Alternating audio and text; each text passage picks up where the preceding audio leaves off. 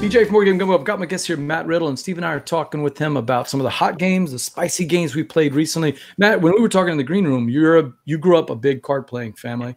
Steve played a lot of cards. That's all we did growing up. We had every kind of card game. So I was kind of excited when Amigo sent me this Delt.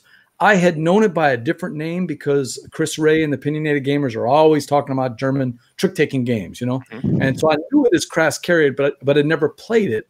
I got to play the American English version, Delt. Are you familiar? Have you played with Kras Kariert or Delt at all, Matt? I have. So okay.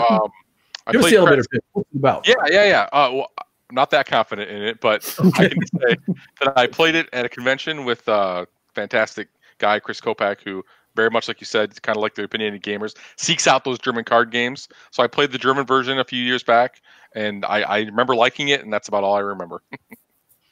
So Delt is one of these games where you're trying to, you want to be the person that is not going to be the last one to go out, right? So you're trying to get rid of all your cards as fast as possible. In fact, it's technically a trick-taking game, but there's really no benefit to winning the trick other than you get to go first for the next hand as you go around. But the key element of the game is that it's got these numbers from 1 to 12, and the twist is that as you get your hand, you're dealt either 7 or 10 cards, depending on the number of players. I wouldn't play at 5. We didn't really like it. There's too few cards, and it wasn't fun. This is a 3 or 4 person game. With a 3 or 4 person game, you get 10 cards, and the hand you're dealt is the hand you have to play exactly how it's dealt. So you're looking at all these cards, and that's the cool puzzle. It's a very simple puzzle, but how do I play these little single cards so that I can get my pairs and my runs of 1 and 2 or 1, 2, 3 next to each other? Because the faster you go out, the less chance, the zero chance you have of losing one of those 2 chips. And that's the key to the game. You want to keep your chips. So each player is going to play 1 or 2 or 3 cards. If it's a single, it's by itself, or if it's a combination, and then everyone else has to try to beat it in that one. Whoever has the highest play wins the trick. There is, of course, always a unique twist on it. Besides that level of cards that are all next to each other, and you see that's me playing a run of 7, 8, 9 that were next to each other, you also get the 3 little cards. And I think this is where the fun comes in. The stop card is like that ultimate trump. You play it, the round stops, you win, and it's very strategic when you're going to play it. Matt, as you know, all the cards are face up. Everyone can see everybody's hand. So I know that Matt's got to stop. It's coming. When is it going to come? Am I going to try to force it out or not? The next one is even more diabolical. There's only 2 in the deck, but they have these, I forgot what they're called, draw cards. I forget exactly what it is, but you basically are forced, if you win the trick, to draw 3 cards. And now you got 3 more cards. And I was like, oh, that's sort of like a Uno mechanic where you're just forcing somebody. But that's not exactly what it is. I'm seeing people go, I could play my 3 cards or my 2 cards now. Maybe I would have saved them later, but I'm going to win this trick and just take 3 more cards. But it's almost a wash. And then I'm going to hope those 3 cards give me even more combinations. So it can be strategic or, when you decide to play it, or even long-term tactical. And the last one is the X, and the X is just a wild. If I remember right. Yeah, it's just a wild. It just plays whatever it is. So easy to teach. I actually played it with my nieces and nephews a bunch. We had this little thing called a hurricane blow through. We had no electricity for a while. We didn't have much else to do. So I pulled out this game. And the beauty of this game is it only takes 15 or 20 minutes to play.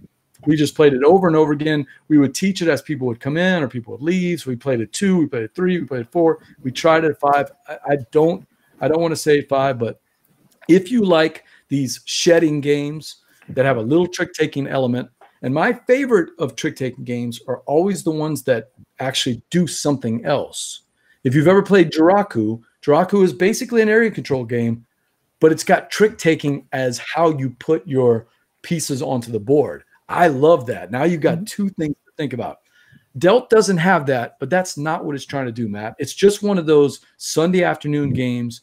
You just finished eating the pot roast. You're watching the Saints beat the Detroit Lions. Sorry, cold, just cold, cold, man.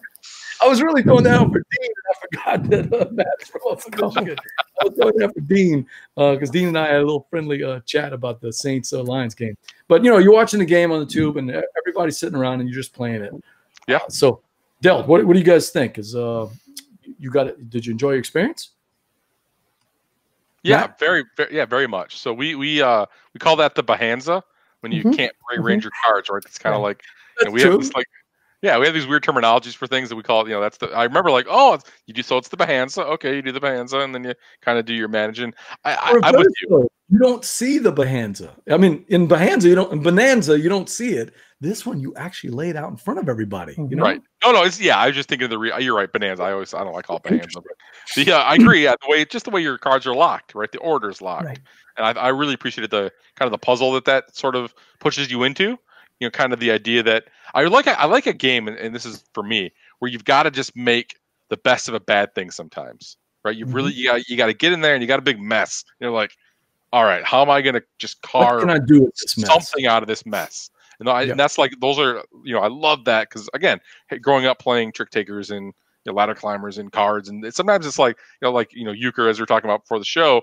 Euchre, you got just sometimes a crap hand, and you're like, I just got to get out of this thing without getting uked or without just let's just get it through, and you just come on, partner. Come on, partner. Exactly.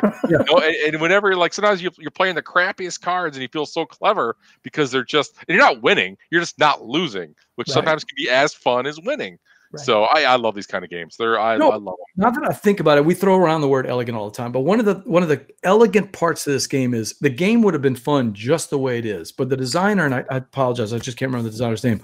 Threw in one. What's that? Katja Stremmel. Katja Stremmel threw in one more twist that to me makes the game it kind of elevates from other games like this, like like a Fuji Flush or something, because it sort of feels a little Fuji Flushish, but it's that reserve. Each player has 2 cards in their reserve. Yep. And there's that juicy, delicious decision where you really want to get that reserve card. Oh, I could put that 3 here, and now I've got 3 3s, and that is unbeatable in this game.